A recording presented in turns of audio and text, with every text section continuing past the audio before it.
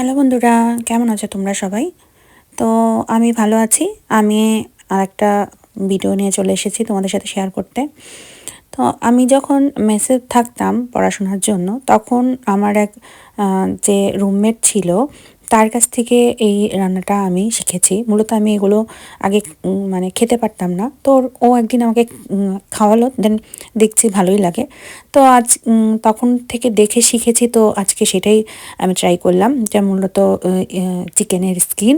তো এটাকে আমি ভালোভাবে ধুয়ে পরিষ্কার করে নিয়েছি। নেওয়ার পরে এখন কড়াইতে তেল দেওয়ার পরে এখানে নুন হলুদ দিয়ে দিয়েছি এবং স্কিনগুলোকে দিয়ে দিয়েছি। চিকেন স্কিনগুলো দিয়ে এটাকে খুব ভালোভাবে আমি ভেজে নিচ্ছি। তো এভাবে করে খুব ভালোভাবে ভাজা হয়ে গেলে আমি এটা একটা পাত্রে তুলে নেব। এটা অনেকেইভাবে খেতে মনে হয় কেমন না কেমন হয়, কিন্তু আসলেই রান্না করলে পরে খেতে খুব ভালো লাগে। এটাকে ভুনা ভুনা করে রান্না করলে আসলেই ভালো লাগে। তো আমার হাজব্যান্ডও এটা কখনো খায়নি। তো আমি রান্না করার পরে প্রথম খেলো, তারও ভালো লেগেছে। তো আমি তুলে নেওয়ার পরে ওই তেলে আমি তেজপাতা, দারচিনি, এলাচ এগুলো দিয়ে দিলাম। দিয়ে দেওয়ার পরে এখন দিয়ে দিচ্ছি পেঁয়াজ কুচি। পেঁয়াজ কুচি দিয়ে একটু ভালোভাবে আমি হালকা এগুলোকে আমি একটু ভেজে নেব। এখন এই পর্যায়ে আমি এর ভিতরে আদা রসুনের পেস্ট দিয়ে দেব। আদা রসুনের পেস্ট দিয়ে আমি এটাকে খুব ভালোভাবে একটু নাড়াচাড়া করে নেব। আর দিয়ে দিচ্ছি কাঁচা লঙ্কা চেরা, দিয়ে খুব ভালোভাবে নাড়াচাড়া করে নিচ্ছি।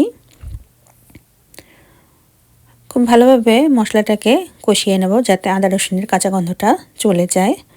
এখন এই পর্যায়ে আমি স্বাদ মতো লবণ দিয়ে দেব। আর দিচ্ছি মশলা, যে মশলাগুলো লাগবে, মানে চিকেনের মতো করেই রান্না করতে হবে।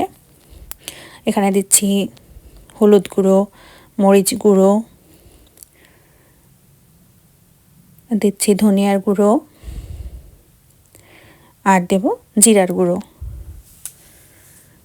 দিয়ে খুব ভালোভাবে আমি আবার মশলাটাকে মিশাতে থাকবো।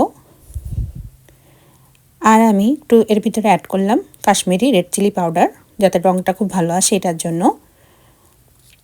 অ্যাড করার পরে এটাকেও আবার খুব ভালোভাবে আমি নাড়িয়ে চাড়িয়ে মশলাগুলোকে কষিয়ে নেব।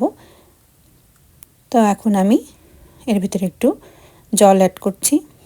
জল দিয়ে মশলাটাকে খুব ভালোভাবে আমি কষিয়ে নিচ্ছি। মশলাটা কষে আসলে পরে আমি এর ভিতরে ভেজে রাখা চিকেনের স্কিনগুলো দিয়ে দেব। তো সবগুলো দিয়ে দিলাম। দিয়ে মশলাটার সাথে এগুলোকে খুব ভালোভাবে আবার মিশিয়ে কষিয়ে নিলাম। এভাবে করে একটু সময় নিয়ে আমি মশলাটার সাথে এগুলোকে কষিয়ে নেব। মশলাটা আমার কষানো হয়ে গিয়েছে স্কিনের সাথে। এখন আমি সামান্য একটু জল দিচ্ছি।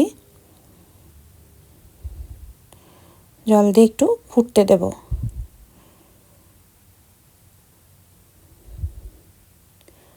এটা আসলে অল্প সময়ে বেশ তাড়াতাড়ি তৈরি হয়ে যায় এবং খেতেও বেশ ভালোই হয়।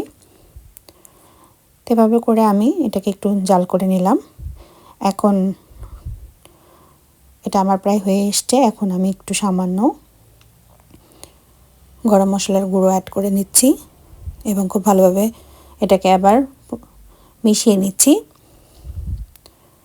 এই তো তৈরি হয়ে গেছে আমার চিকেনের স্কিন ভুনা। এটা খেতে সত্যিই মজাদার হয়। তোমরাও বাড়িতে ট্রাই করে দেখতে পারো। তো আজকে এখানেই আসছি। টাটা।